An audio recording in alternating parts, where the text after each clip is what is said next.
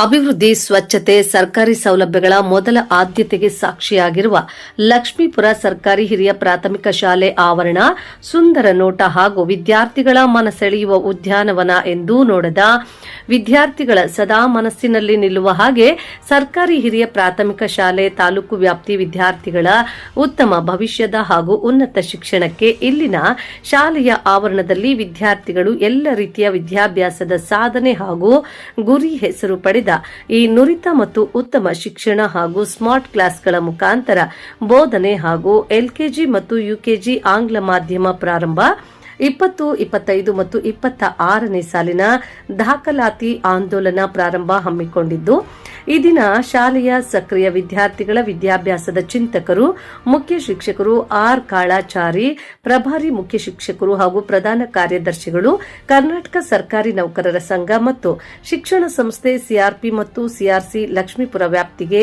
R Anjaneyappa ಹಾಗೂ ಶಾಲೆಯ ಎಲ್ಲಾ ಸಹ ಶಿಕ್ಷಕರು ಮತ್ತು ಸಿಬ್ಬಂದಿ ವರ್ಗದವರು ಉಪಸ್ಥಿತರಿದ್ದು ಈ ದಿನ ಸರ್ಕಾರಿ ಶಾಲೆಯ ಆವರಣದಲ್ಲಿ ಆರ್ ಆಂಜನೇಯಪ್ಪ ಸಿಆರ್ಸಿ ಮತ್ತು ಸಿಆರ್ಸಿ ಸರ್ಕಾರಿ ಶಾಲೆಯ ಹಾಗೂ ವಿದ್ಯಾರ್ಥಿಗಳ ವಿದ್ಯಾಭ್ಯಾಸದ ಎಲ್ಲ ಸವಲತ್ತುಗಳ ಬಗ್ಗೆ ಸವಿಸ್ತಾರವಾಗಿ ಸಲಹೆ ಸೂಚನೆಗಳು ಮತ್ತು ಹೊಸ ವರ್ಷದ ಸಂಕ್ರಾಂತಿ ಹಬ್ಬದ ಪ್ರಯುಕ್ತ ಮುಖ್ಯ ಶಿಕ್ಷಕರು ಮತ್ತು ಸಿಬ್ಬಂದಿ ವರ್ಗ ಸಿಆರ್ಪಿರವರು ಹೃತ್ಪೂರ್ವಕ ಕೃತಜ್ಞತೆಗಳನ್ನು ಶುಭ ಕೋರಿದರು.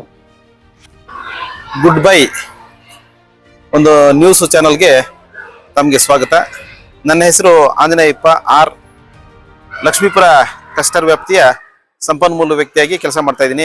ಈ ದಿನ ಲಕ್ಷ್ಮೀಪುರ ಒಂದು ಕೇಂದ್ರ ಶಾಲೆಗೆ ಶಾಲಾ ಭೇಟಿಗಾಗಿ ಬೆಳಗ್ಗೆ 10:20ಕ್ಕೆ ಒಂದು ಪ್ರಾರ್ಥನಾ ಸಮಯಕ್ಕೆ ಆಗಮಿಸಿ 7ನೇ ತರಗತಿಯಿಂದ ಹಿಡಿದು ಎಲ್ಲಾ ತರಗತಿಗಳ ಒಂದು ಶೈಕ್ಷಣಿಕ ಪ್ರಗತಿಯನ್ನು ಪರಿಶೀಲನೆ ಮಾಡ್ತಾ ಇದ್ದೀನಿ. ಪ್ರತಿಯೊಂದು ವಿಷಯದಲ್ಲಿ ಅಂದ್ರೆ ಮುಖ್ಯವಾಗಿ FLN ಅಂದ್ರೆ ಈಗ ಫಂಡಮೆಂಟಲ್ ಲಿಟ್ರಸಿ ಅಂಡ್ ನ್ಯೂಮರಸಿ ಅಂದ್ರೆ ಬುನಾದಿ ಸಾಕ್ಷರತಾ ಮತ್ತು ಸಂಖ್ಯಾಜ್ಞಾನದ ಬಗ್ಗೆ ಪ್ರತಿ ಮಗುವಿನ ಒಂದು ಶೈಕ್ಷಣಿಕ ಪ್ರಗತಿಯನ್ನು ಪರಿಶೀಲನೆ ಮಾಡ್ತಾ ಇದ್ದೀನಿ. ಇವತ್ತು ಈ ಒಂದು ಶಾಲೆಗೆ ಭೇಟಿ ಕೊಟ್ಟಿದ್ದೀನಿ. ಸರ್, ಈ ದಿನ ತಾವು ಈ ಲಕ್ಷ್ಮೀಪುರ ಸರ್ಕಾರಿ ಶಾಲೆಗೆ ಭೇಟಿ ಮಾಡಿದ್ರಲ್ಲ, ಒಂದು ವಿದ್ಯಾರ್ಥಿಗಳ ಒಂದು ಸ್ವಚ್ಛತೆ ಆಗ್ಬೋದು, ಒಂದು ನೀರಿನ ವಿಚಾರ ಆಗ್ಬೋದು, ಶೌಚಾಲಯ ಆಗ್ಬೋದು, ಊಟದ ವ್ಯವಸ್ಥೆ ಆಗ್ಬೋದು ಪರಿಶೀಲನೆ ಮಾಡಿದಾಗ ಯಾವ ರೀತಿ ಸಹಕಾರ ಇತ್ತು? ನಿಮ್ಮ ಸಹ ಶಿಕ್ಷಕರು, ಮುಖ್ಯ ಶಿಕ್ಷಕರ ಒಂದು ಸಹಭಾಗಿತ್ವದಲ್ಲಿ ಯಾವ ರೀತಿ ಸಂಕಲ್ಪ?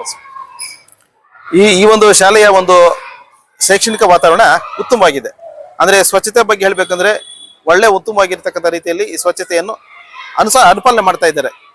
ಮತ್ತೆ ಇಲ್ಲಿರ್ತಕ್ಕಂಥ ಒಂದು ಗಿಡ ಬೆಳೆಸಿರ್ತಕ್ಕಂಥ ಪ್ರತಿನಿತ್ಯ ಇವುಗಳನ್ನು ಬೆಳೆಸ್ತಾ ಇರ್ತಕ್ಕಂಥದ್ದಾಗಿರ್ಬೋದು, ಇವುಗಳ ಬಗ್ಗೆ ಕಾಳಜಿ ಆಗಿರ್ಬೋದು, ಒಳ್ಳೆ ಉತ್ತಮವಾಗಿರ್ತಕ್ಕಂಥ ರೀತಿಯಲ್ಲಿ ಶಾಲೆಯ ಮುಖ್ಯ ಶಿಕ್ಷಕರ ಆದಿಯಾಗಿ ಇತರೆ ಸಹ ಶಿಕ್ಷಕರು ಹಾಗೂ ವಿದ್ಯಾರ್ಥಿಗಳು ಸಹ ಕಾಳಜಿಯನ್ನು ವಹಿಸಿ ಈ ಒಂದು ಗಿಡಗಳು ಒಳ್ಳೆಯ ಒಂದು ಸೊಗಸಾಗಿ ಬೆಳೆಸುವುದಕ್ಕೆ ಕಾರಣಕರ್ತರಾಗಿದ್ದಾರೆ. ಹಾಗೆ ಒಂದು ಶಾಲೆಯಲ್ಲಿ ಒಳ್ಳೆ ಒಂದು ಶೈಕ್ಷಣಿಕ ವಾತಾವರಣ ಇದೆ.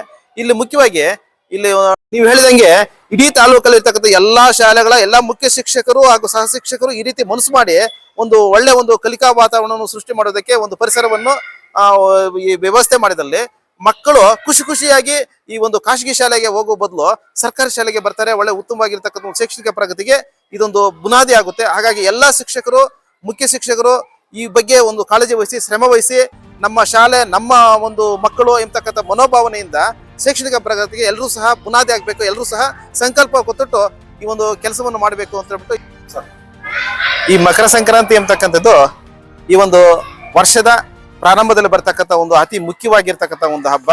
ಈ ಮಕರ ಸಂಕ್ರಾಂತಿ ಎಂಬತಕ್ಕಂಥದ್ದು ಇದು ರೈತರಿಗೆ ವಿಶೇಷವಾಗಿರ್ತಕ್ಕಂಥ ಒಂದು ಹಬ್ಬದ ದಿನವಾಗಿದೆ.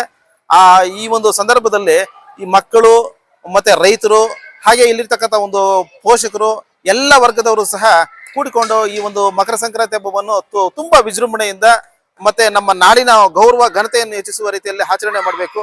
ಹಾಗಾಗಿ ಈ ಸಂದರ್ಭದಲ್ಲಿ ನಾಡಿನ ಎಲ್ಲಾ ಜನತೆಗೂ ಸಹ ಈ ಒಂದು ಗುಡ್ ಬೈ ನ್ಯೂಸ್ ಪರವಾಗಿ ನಾನು ತಮ್ಮಲ್ಲಿ ಒಂದು ಶುಭಾಶಯಗಳನ್ನು ಕೊಡ್ತಾ ಈ ಒಂದು ಹಬ್ಬ ಯಶಸ್ವಿಯಾಗಿ ಒಳ್ಳೆ ಉತ್ತಮವಾಗಿದ್ದ ರೀತಿಯಲ್ಲಿ ನಡೀಲಿ ಅಂತ ಹೇಳ್ಬಿಟ್ಟು ಶುಭಾಶಯಗಳನ್ನು ಇವಾಗ CRP ಆಗಿ ಮತ್ತೆ ಮುಖ್ಯ ಶಿಕ್ಷಕರ ಒಂದು ಪರವಾಗಿ ಹಾಗೂ ಎಲ್ಲ ಶಾಲೆಯಲ್ಲಿ ಇರ್ತಕ್ಕಂಥ ಎಲ್ಲ ಶಿಕ್ಷಕರ ಪರವಾಗಿ ಈ ರೀತಿ ಶುಭಾಶಯಗಳನ್ನು ಕೊಡ್ತಾ ಇದ್ದೀನಿ. ಜೈ ಹಿಂದ್, ಜೈ ಕರ್ನಾಟಕ.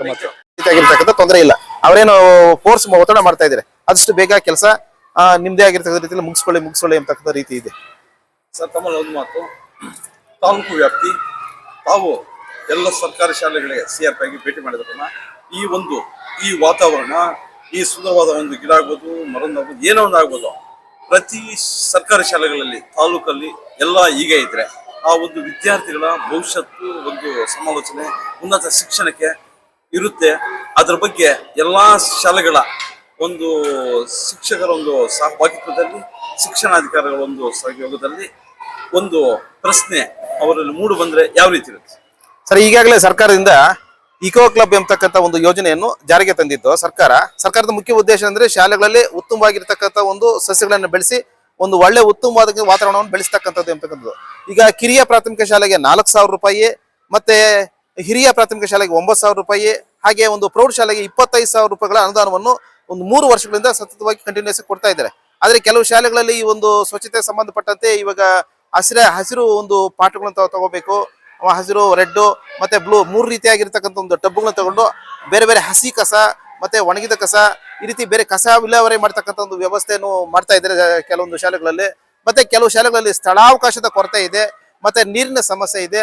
ಆ ಟಾಯ್ಲೆಟ್ಗಳ ಒಂದು ಕೊರತೆ ನೀಗಿಸುವುದಕ್ಕೆ ಇತ್ತೀಚೆಗೆ ಇವಾಗ ಒಂದು PWD ಇಲಾಖೆಯಿಂದ ಏನಾಗಿದೆ, ಒಂದು ವಿಶೇಷ ಅಗತ್ಯವುಳ್ಳ ಮಕ್ಕಳಿಗಾಗಿ ಒಂದು ಟಾಯ್ಲೆಟ್ ಮಂಜೂರಾಗಿದೆ.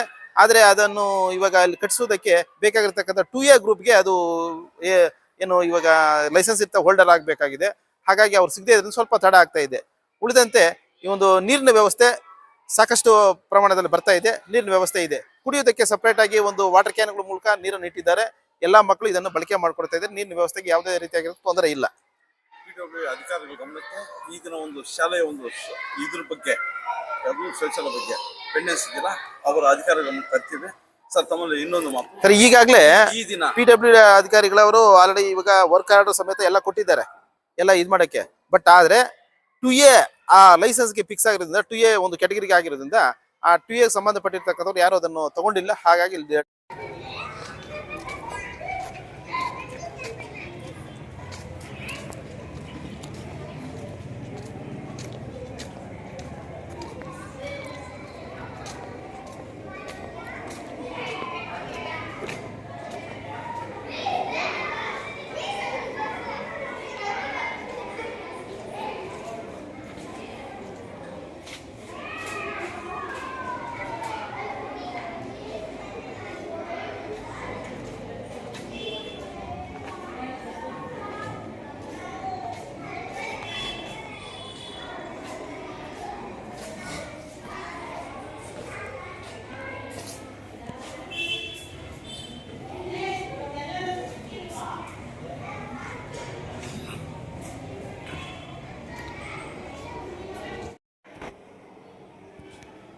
ಸ್ಕೂಲ್ ಬಗ್ಗೆ ಕ್ಲೇಮ್ ಮಾಡಿಸಪ್ಪ.